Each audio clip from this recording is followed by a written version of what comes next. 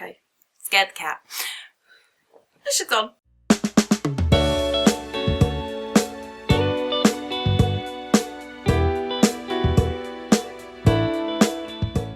Hi guys, and welcome back to Bride-to-Be TV, the place to be if you are planning your wedding.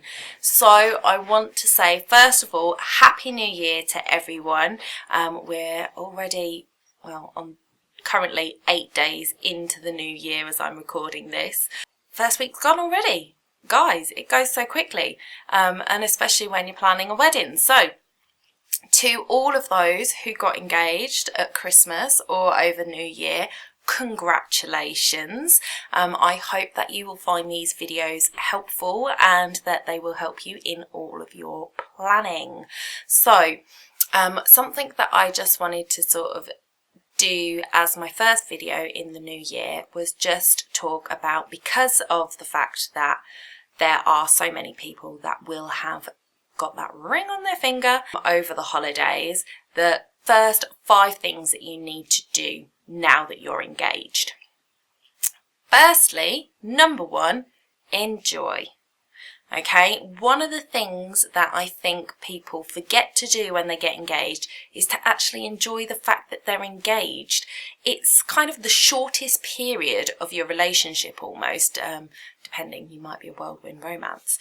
But it's the shortest period in your relationship. It goes by in a blink, and people tend to sort of stress their way through it because they're concentrating on planning the wedding and getting married, rather than enjoying this special time in your relationship. So, number 1 is enjoy the moment. You will get every person who finds out you're newly engaged asking you, when's the big day? So the second thing to do is to come up with a time frame. Now, this is a movable time frame. Don't go, we're getting married on X date, because you don't know this early on. But you can give yourselves a time frame. This will depend on whether you have money in the bank for your wedding or whether you're starting from scratch. I would advise a little bit of a longer engagement if you're starting from scratch. So you need to sort of look at how long it's going to take you to save up for the wedding, and give them a year. So if it's going to be a couple of years or more out, then say, oh, we're looking at 2023. Sometime in 2023, maybe summer. Be vague about it, because then they're going to go, oh, cool, that's great. You've answered their question, and you don't have to get stressed with everybody's always asking when we're getting married, and, you know, I just don't know. Even if you don't actually want to put a date on it yet, you're not even thinking about it, just put it sort of 4 years out or something. Then they're satisfied, they've got an answer, and you haven't had to stress about talking about the fact that you don't want to get married quite yet, you've got this to do, that to do, whatever. So 1, enjoy it. 2, choose a date. Number 3 is get your finances in order.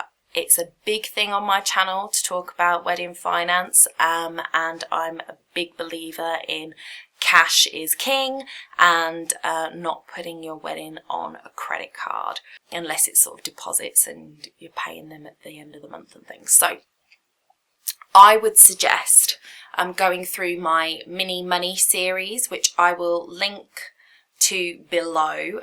It's a sign up form that I will link to, and if you link to that, I will send you out the videos that you need with the documents that you need to fulfill the mini money series, and that will go through your personal finances, your financial goals, and a savings plan for your wedding, and how you can try and go for a debt-free wedding.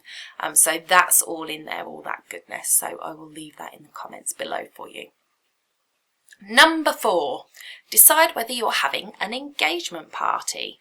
So it became very common maybe 10 years ago or so that a lot of people were having engagement parties. Then it kind of faded off and they weren't as popular. But But it really depends on you and what you want to do. So an engagement party is a great way of celebrating this time with your family and friends, but it also comes with its pitfalls. Very much like your wedding, you may have people that say, oh, you've got to invite this person, you've got to invite that person. And also, if you're inviting them to the engagement party, there is an expectation that they're going to be invited to the wedding. So it may be that you would invite some of your office colleagues to an engagement party. You wouldn't necessarily invite them to your wedding.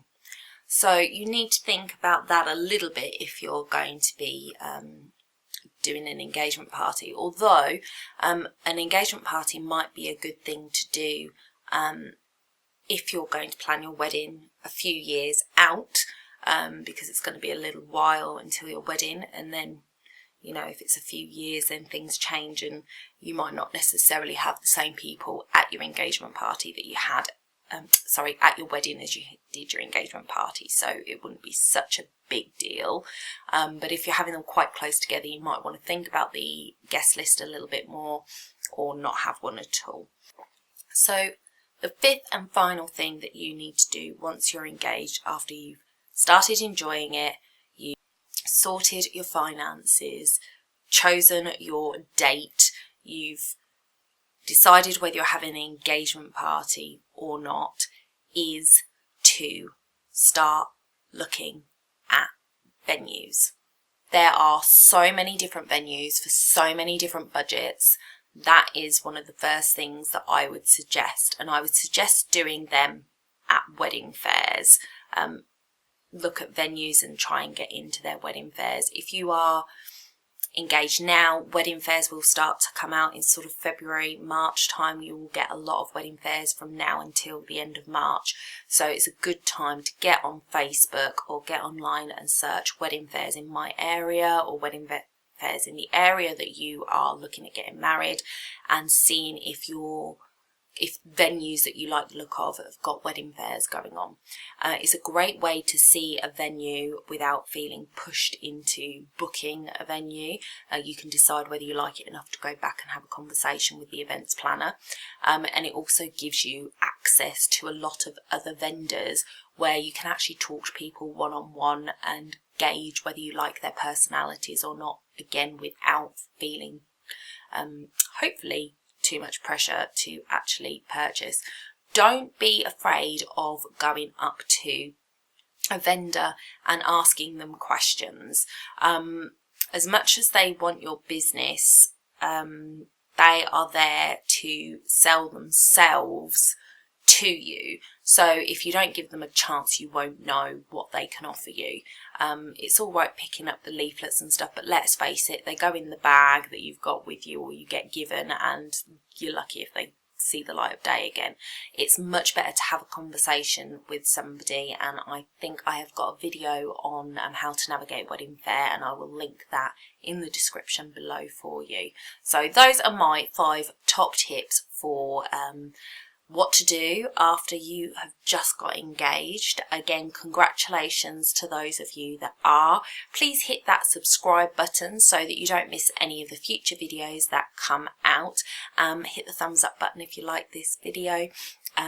If not, give me the thumbs down. I don't mind. It's good to know what you guys are liking. And so hopefully I will see you again soon. And so bye-bye for now. See you soon. Bye.